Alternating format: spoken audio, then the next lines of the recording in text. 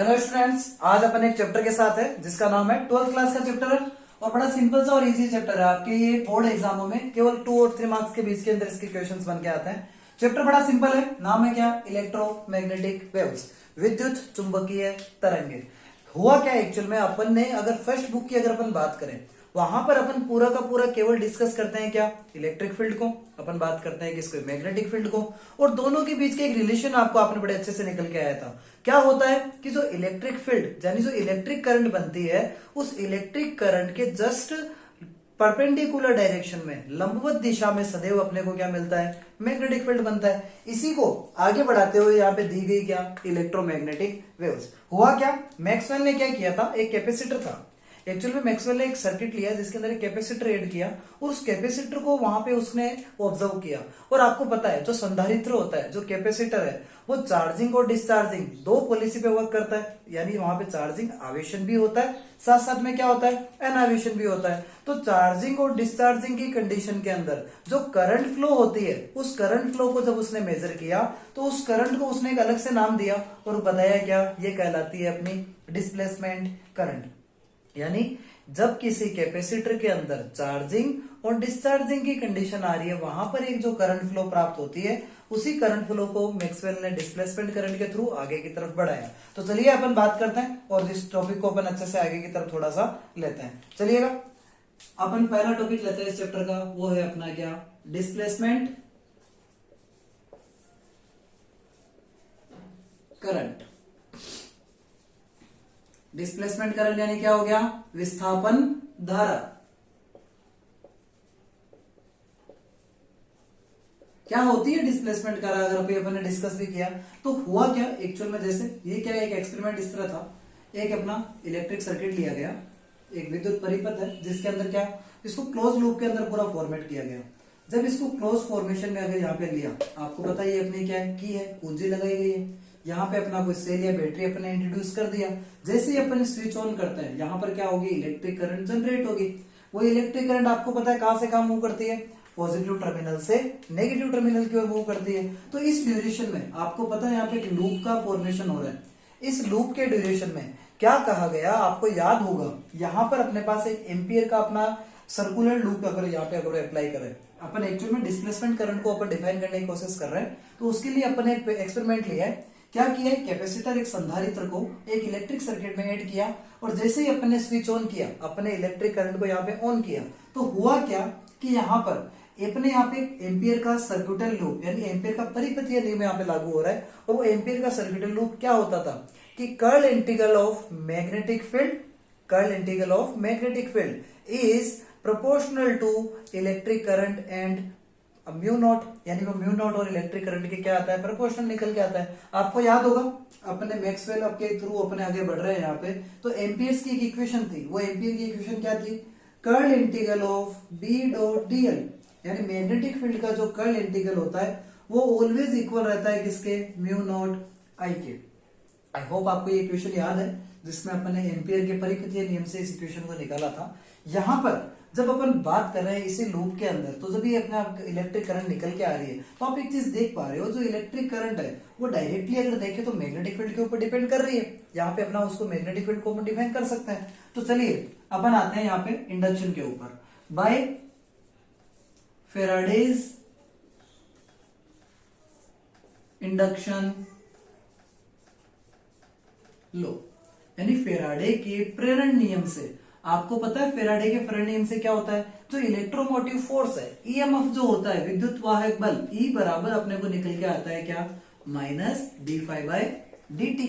ये आपको शायद पता है, ई बराबर क्या होता है? Minus D five by D t. यानी टोटल इलेक्ट्रिक अपना इलेक्ट्रिक जो इलेक्ट्रोमोटिव फोर्स है, वो rate of changing in the magnetic flux, उसके क्या होता है? बराबर होता है। और दोनों की डायरेक्शन क्या होती है? अपोजिट होती है। अपन ऑलरेडी डिस्कस कर चुके हैं अपने पिछले चैप्टरों में। अपन यहाँ पे एक काम करते हैं, आपको याद होगा जो ईएमएफ होता है, इलेक्ट्रोमोटिव फोर्स, ई माइनस, यहाँ पे अपने पास एक ई इक्वल टू क्या इक्वेशन निकल के आती थी? ई बराबर वी माइनस आई आर। ये याद है चैप्टर नंबर 3 से रिलेटेड है। अपन मैं आपको क्लियर कर चुका हूँ कि ये जो चैप्टर बनाया गया है, ये एक्चुअली पूरा का पूरा डिस्कस किया गया है कि इसके अंदर जो इलेक्ट्रोमोटिव फोर्स है शुरू से लेके अपन ने 12th में जितना पढ़ा है उस सारे को यहाँ पे एक्सप्लेन करता है। यानी ई बराबर ईएमएफ बराबर V minus I R. V क्या होता है?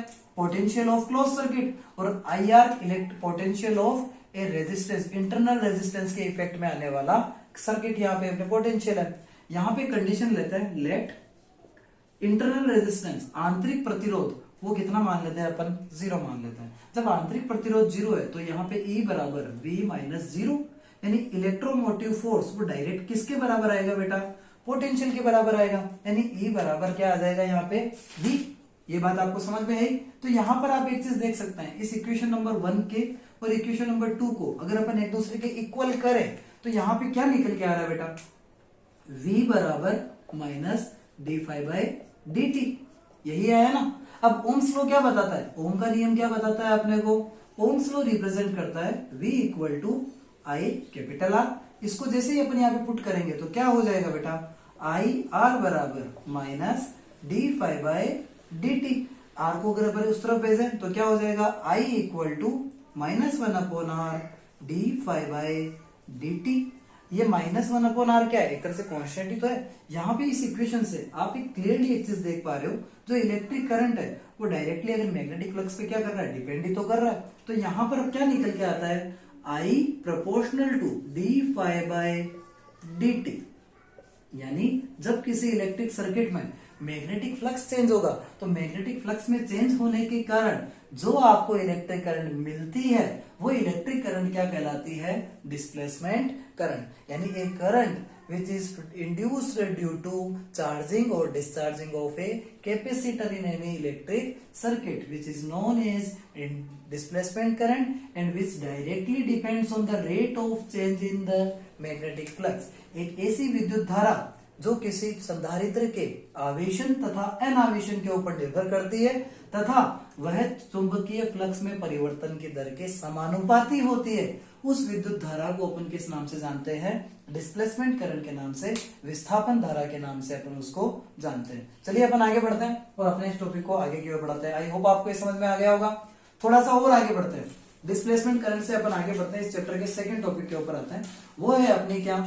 इलेक्ट्रोमैग्नेटिक वेव्स, यानी विद्युत चुंबकीय तरंगे। जो चैप्टर का नाम है वही अपना क्या है? टॉपिक की वैल्यू। अब आपको पता है कि यहाँ पर जब अपन बात कर रहे हैं इन दोनों ही इलेक्ट्रिक करंट और मैग्नेटिक फील्ड के बारे में, तो दोनों एक दूसरे के क्या रहते हैं? परपेंडिकुलर रहते हैं। जब दोनों एक दूसरे के परपेंडिकुलर है तो यहाँ पर इनका जो कर्व बनेगा, अगर वो कर्व अपन बनाने की कोशिश करें तो किस तरह जाएगा? आप देखिएगा, X Y and Z direction आपकी आ रही है।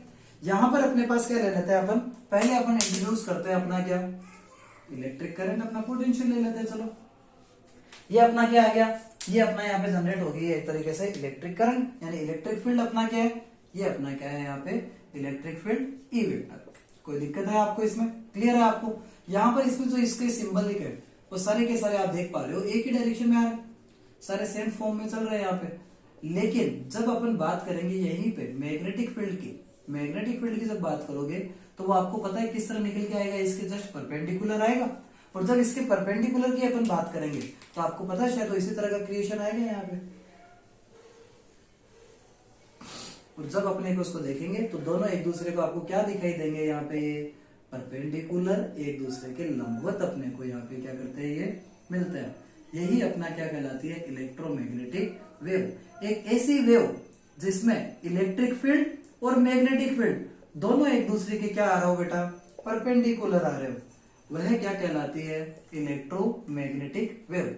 एक ऐसी तरंग जिसमें विद्युत क्षेत्र तथा चुंबकीय क्षेत्र दोनों एक दूसरे के साथ साथ लंबवत आगे बढ़ रहे हो, उसे अपन किस नाम से जानते हैं? उसे अपन जानते हैं यहाँ पे क्या?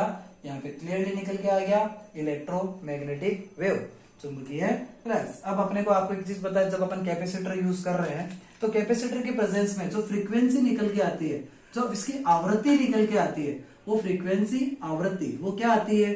1/2 pi under root of LC। I hope आपको याद होगा, अपने LCR सर्किट के अंदर इसको निकाला था, वहीं से अपन इसको यहाँ पे क्या डिस्कस कर रहे हैं, यानी F equal to 1/2 pi under root of LC। और इसकी जो वेलोसिटी, जो इसका वेग आता है, वो वेग क्या रहता है? वो वेग रहता है always under root of mu epsilon, यानी म्यू और एप्सिलॉन। यानी म्यू तो क्या है यहाँ पे? म्यू तो अपना काम में क्या आता है? Permeability of magnetic field. और एप्सिलॉन क्या होता है? ये अब 7 अपना निकल के आता है अपना विद्युतशीलता ऑफ इलेक्ट्रिक फील्ड, यानी इलेक्ट्रिक फील्ड की अपने को इसको क्या बोलते हैं, इसको परमिबिलिटी। यहाँ पे अपने पास क्या आ गया, ये velocity of the electromagnetic wave. चलिए अपन थोड़ा सा आगे बढ़ते हैं और जो इसकी प्रॉपर्टीज है, what do you mean by that, यहाँ पे एक टॉपिक निकल के आता है प्रॉपर्टीज ऑफ मैग्नेटिक फील्ड। इन दोनों की प्रॉपर्टीज क्या होती है? तो फर्स्ट प्रॉपर्टी क्या है? फर्स्ट प्रॉपर्टी बड़ी सिंपल है, electric field and magnetic field both are perpendicular to each other, यानी विद्युत क्षेत्र तथा चुंबकीय क्षेत्र दोनों एक दूसरे के क्या होते हैं बेटा, लंबवत होते हैं। नंबर 2 पॉइंट क्या होता है, इलेक्ट्रिक फील्ड और जो अपना मैग्नेटिक फील्ड है, दोनों की फेज, दोनों की कला सदैव क्या रहती है, बराबर रहती है। नंबर 3 कि जब भी इनका फॉर्मेशन होगा तो ये कहां से जनरेट होती है, ये हमेशा एक्सेलरेटेड चार्ज की वजह से, किसी त्वरित आवेश के कारण हमेशा हमको क्या होती है, प्राप्त होती है। इसी के अलावा अगर बात की जाए इन द वैक्यूम, निर्वात में, तो निर्वात में ये सदैव प्रकाश के वेग यानी वेलोसिटी ऑफ लाइट से क्या करेगी, ये मूवमेंट करते हुए अपने को दिखाई देती है। चलिएगा अपन आगे बढ़ते हैं और अपना एक टॉपिक लेते हैं, वो है अपना क्या, इलेक्ट्रोमैग्नेटिक स्पेक्ट्रम, यानी विद्युत चुंबकीय स्पेक्ट्रम। आपको याद होगा कि जनरली अगर अपन देखें इस विद्युत चुंबकीय स्पेक्ट्रम को, मैं कोशिश करूंगा कि आपको इंडिविजुअली यहीं पे इसको क्लियर कर दिया जाए। आपको लास्ट के अंदर, वीडियो के लास्ट में आपको एक प्रॉपर डायग्राम मिल जाएगा, जिसके अंदर अपन क्या करेंगे, इसकी वेवलेंथ और फ्रीक्वेंसी को अपन किस तरह इंट्रोड्यूस करते हैं, वो सारा का सारा आपको क्लियरली यहाँ पे लास्ट में देखने को मिल जाएगा। होता क्या है कि जब अपनी जितनी भी रेज है वो किस तरह डिवाइड की गई है, सबसे पहले गामा रे आती है, गामा रे के बाद एक्सरे, एक्सरे के बाद अल्ट्रावायलेट रे, अल्ट्रावायलेट के बाद विजिबल रे, विजिबल के अलावा इंफ्रारेड, माइक्रो, और लास्ट में क्या निकल के आती है, रेडियो वेव निकल के आती है। अगर एक बार चलो अपन इसको अपन एक बार ड्रॉ करके देख लेते हैं ताकि अपने क्लियर हो जाएगी क्या होता है, वो आप देखने की कोशिश कीजिएगा। यहाँ पे सबसे पहले इधर ले रहा हूं मैं क्या, गामा रे, हिंदी में भी क्या बोलते हैं, गामा रे। नंबर 2 क्या आती है इधर, अपने नंबर 2 पे ले रहे हैं क्या, x-ray. Number 3 ultraviolet, number 3 visible, इसके बाद आ रही है विजिबल अपनी 4 पे। विजिबल के बाद आती है क्या, इंफ्रारेड, इसको बोला जाता है क्या, अवरक्त तरंगे। इंफ्रारेड के बाद क्या आती है बेटा, इंफ्रारेड के बाद आती है अपनी माइक्रो, और माइक्रो के बाद आती है अपनी कौन सी रेज, माइक्रो के बाद लास्ट में आती है क्या, रेडियो वेव्स। यानी टोटल अपनी है 1 2 3 4 5 6 एंड 7 वेव्स यहाँ पे अपने निकल के आती है। इनकी सीक्वेंस हमेशा यही रहती है। ये पता है आपको, विजिबल वेव जो दृश्य तरंगे होती है, ये अपने अपने पास अपने जो डिवाइड कर रखा है, किस तरह कर रखा है, विब्ग्योर में इसको डिवाइड कर रखा है आपने, विब्ग्योर में इसने अपन ने क्या कर रखा है, डिवाइड कर रखा है, violet, indigo, blue, green, yellow, orange और रेड। तो यहाँ पे ये विजिबल यानी जिसमें अपने को देखने में हेल्प करती है। अल्ट्रावायलेट, अल्ट्रावायलेट जो अपने मोस्टली विजिबल के बाद में आने वाली रेज है। इंफ्रारेड अवरक्त तरंगे, माइक्रोवेव जो अपने माइक्रो ऑब्जेक्ट्स में, एफएम रेडियो में काम में आने वाली रेडियो वेव्स, जो मेडिसिन में काम में लेते हैं वो अपनी एक्सरे होती है। तो इन सबकी अपने पास अपने क्या करेंगे, इनका स्पेक्ट्रम लास्ट में मैं आपको वीडियो में डाल दूंगा। इसमें क्या फ्रीक्वेंसी होगा कि जो इसकी फ्रीक्वेंसी होती है वो फ्रीक्वेंसी ऑलवेज क्या करती है, रेडियो वेव से लेकर गामा रेज तक हमेशा क्या होती है, फ्रीक्वेंसी अपने को बढ़ती हुई प्राप्त होती है।